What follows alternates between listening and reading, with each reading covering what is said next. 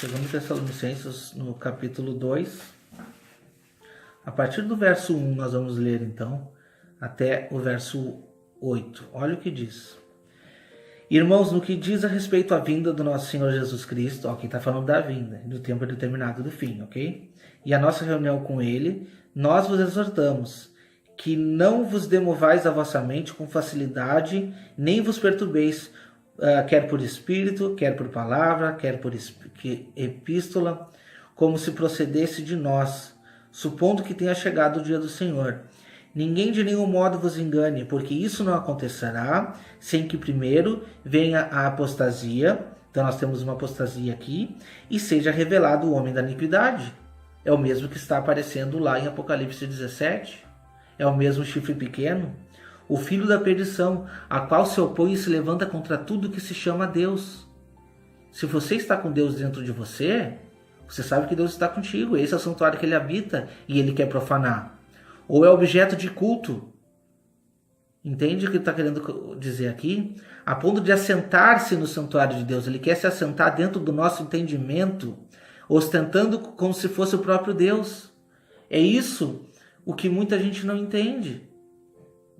Querem roubar o seu entendimento, querem roubar o seu coração, aonde era para ser a morada de Deus, está tendo outro entendimento.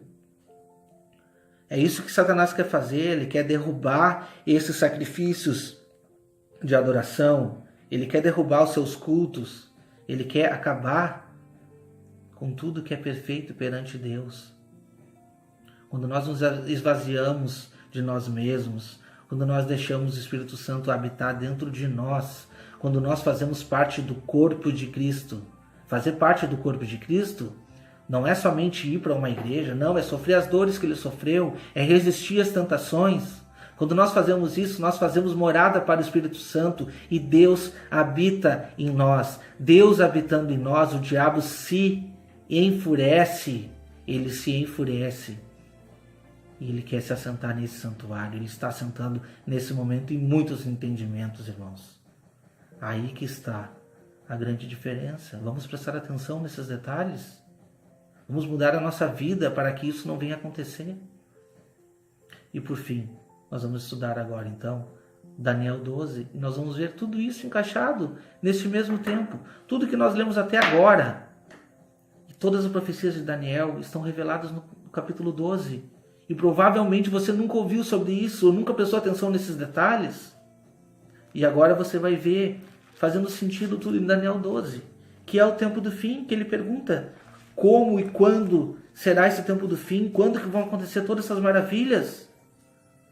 E outra pergunta, o tempo do fim é o fim ou não é o fim? Quando que é o tempo do fim? O tempo do fim, ele começou em tal data e terminou em tal data. Tá, mas e quando que é o tempo do fim? Quando que nós temos justiça aos santos? Quando é o último tempo da ira? Nós temos que prestar atenção nesses detalhes, irmãos. São detalhes importantes. Detalhes muito importantes para Deus, para nós entendermos. Vamos ler então o livro de Daniel, versículo 12. Deixa eu achar aqui. Vamos ler todo o capítulo 12 de Daniel, tá? Para nós podermos encerrarmos o vídeo. Neste tempo, qual tempo?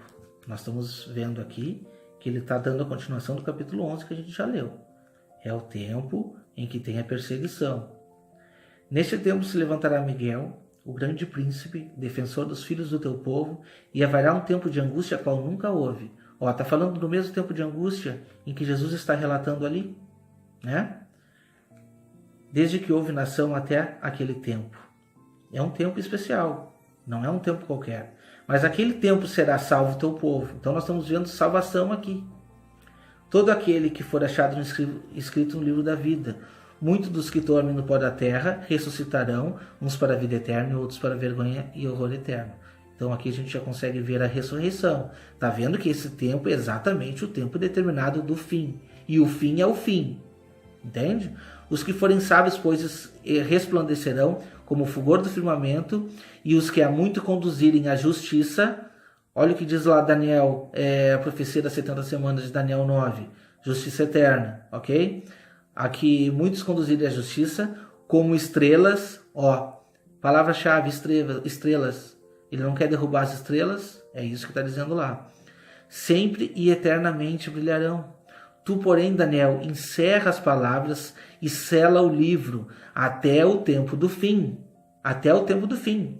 Muitos esquadrinharão e o saber se multiplicará. O saber aqui não é um saber de ciência, é o saber sobre essas profecias. Se multiplicaria. É isso que está querendo dizer. Não tem nada a ver com ciência. É o entendimento da profecia. Então eu, Daniel, olhei e eis que estava em pé outros dois, um de um lado do rio e outro de outro lado do rio. Um deles disse a um homem vestido de linho que estava sobre as águas do rio: quando se cumprirão essas maravilhas? Ouviu o homem vestido de linho que estava sobre a esquerda ao céu e jurou por aquele que vive eternamente, que isso seria depois de um tempo, 2 tempos e metade de um tempo. Quanto tempo é isso? 3 anos e meio, exatamente a metade da semana, quando o chifre pequeno vem, quando a abominável da desolação vem, para pelejar contra os santos. E quando se acabar a destruição do poder do povo santo, está dizendo a mesma coisa que fala lá em Apocalipse 11, estas coisas se cumprirão. O que se cumprirá? A volta de Cristo. Essa é a finalidade de toda a profecia. Né? E ouvi, porém, não entendi. Então eu disse ao meu Senhor: qual será o fim dessas coisas? Lógico que o fim é um fim, mas olha o que ele diz. Vai, Daniel, porque estas palavras estão encerradas e seladas até o tempo do fim. Muitos serão purificados, embranquecidos, provados, mas os perversos procederão perversamente, e nenhum deles entenderá, mas os sábios entenderão. Depois do tempo, olha só, aqui é a chave para entender todas as profecias. Depois do tempo que o sacrifício diário for tirado, então nós temos aniquilado o sacrifício diário e posta a abominação desoladora, instalada a abominação desoladora, exatamente como diz na profecia das 70 semanas, exatamente como diz em Daniel 8, profecia dos 1.300 tardes e manhãs, haverá ainda 1.290 dias. Aqui nós temos um mistério. Eu não posso também desvendar todos os mistérios, mas ele está aumentando de 1.260 para 1.290. Por quê? Porque a gente não pode calcular a volta de Cristo com precisão. Nenhum homem pode dizer quando que Cristo vem, porque ele não revelou a ninguém, é só ele que sabe. Mas sabemos exatamente a aproximação dessas datas, que é o que ele está querendo dizer. Olha o que diz no versículo 13. Tu, porém, segue o teu caminho até o fim, pois descansarás, e ao fim dos dias, qual dias? Desses dias, ok? Ao fim desses dias, tu te levantarás para receber a tua herança. Quando é que a gente vai receber a herança? Quando Cristo voltar. Então isto ainda não aconteceu. Isto é para o tempo do fim. Nós lemos ali no versículo 2, versículo 3, que os sábios, os justos, vão ressuscitar para receber a sua herança. E Daniel está incluído nesse tempo. E esse é o tempo do fim, irmãos. O tempo do fim é o fim. O fim é o fim. E o fim nós sabemos que é a volta de Cristo. Então nós temos tempos determinados aqui que tem que ser levado em conta. E são espalhados por toda a Bíblia. Se nós não entendermos que o nosso corpo é o santuário a ser profanado, a gente nunca vai saber quando que essas coisas vão acontecer. Primeiramente, nós temos que modificar a nossa vida. Esse é o santuário que ele ressuscitou depois de 3 dias. Nós fazemos parte do corpo de Cristo. Ora, se você diz que não faz parte do corpo de Cristo, então não precisa de religião, irmãos. Não precisa de religião, porque você tem que crucificar o pecado na sua carne. Você tem que crucificar a sua carne pelo pecado, irmãos. O primeiro ponto é este. Porque Deus não habita em santuário feitos por mãos humanas. Ele habita no nosso coração, no nosso entendimento, a partir do momento que a gente permite, como está escrito em Apocalipse. Eis que estou à porta e bato. Se você abrir a porta, entrarei no seu coração, cearei com ele e ele comigo. Será que é tão difícil de entendermos isso, irmãos? As profecias não estão para bonito, e nem tem datas determinadas de que começaram, de que acabaram, e nem tem santuário nenhum lá no céu profanado para ser purificado. De jeito nenhum. O santuário que está sendo profanado e deitado abaixo por religiões que só implantam mentiras dentro do nosso entendimento é o nosso corpo. É o mesmo santuário que a gente não cuida, que a gente não deixa que Cristo faça morada, que nós permitimos o acesso do pecado e assim somos enganados por Satanás. Mas tem tempo determinado em que isso vai ser muito forte, principalmente para os eleitos. Quem é eleito? Quem é o eleito? Nós somos eleitos. No momento que nós nos determinamos a andar com Deus, fazer a vontade do Pai, estar com Ele diariamente,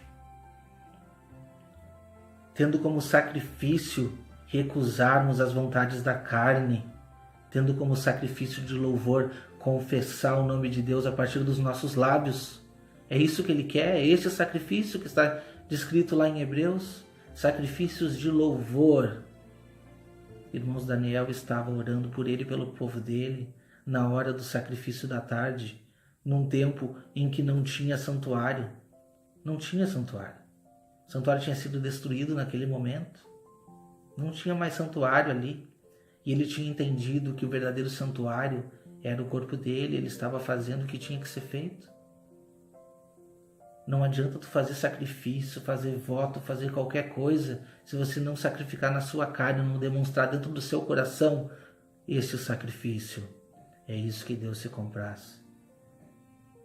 Então que possamos fazer hoje sacrifícios de louvor e permitir a morada do Espírito Santo dentro de nós, sabendo que nós podemos, a partir do sangue de Cristo, habitar no Santo dos Santos, fazendo ligação entre céu e terra, no momento que quisermos, indo dobrar o joelho dentro do nosso quarto, sem precisar marcar a hora dentro de algum templo religioso, porque o templo é o nosso corpo. Devemos estar em comunhão a qualquer momento, a todo momento em comunhão, para resistir às forças, resistir os ataques de Satanás. Então, irmãos, é essa a mensagem que eu quero deixar para vocês. Que Deus possa habitar dentro de nós primeiramente, para que a gente possa resistir aos ataques de Satanás e não permitir que o nosso santuário seja profanado hoje ainda, porque Ele está ao redor, sabendo que o pouco tempo lhe resta. Que Deus possa estar contigo, que Deus possa estar conosco, nos abençoando. Em nome de Jesus. Amém.